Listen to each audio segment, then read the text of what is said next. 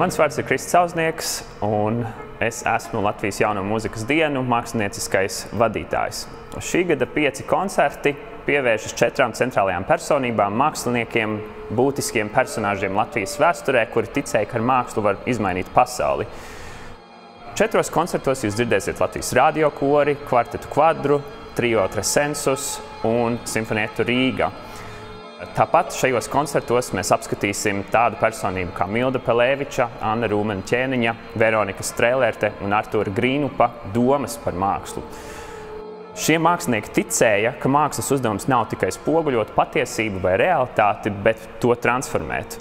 Anna Rūmeņa-Ķēniņa bija latviešu publiciste, kura darbojās aktīvi starptautiskajā sieviešu fórumā un iestājās par sieviešu tiesībām gan Latvijā, gan pasaulē, tāpat arī par mieru un sadarbību starp demokrātiskām valstīm. Veronika Strēlerte, latviešu trimdas eseiste, savukārt rūpējās par latviešu kultūras lomu Eiropā. Milda Pelēviča bija latviešu estētiskās domas pamatlicēja, kura ticēja, ka mākslas skaistumam ir transformatīva nozīme un ar to centās ietekmēt sabiedrību.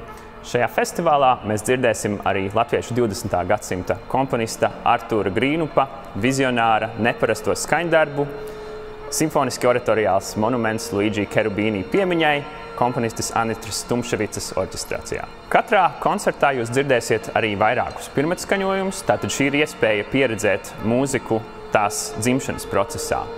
Tiekamies no 7. līdz 11. maijam Latvijas Jaunās mūzikas dienās.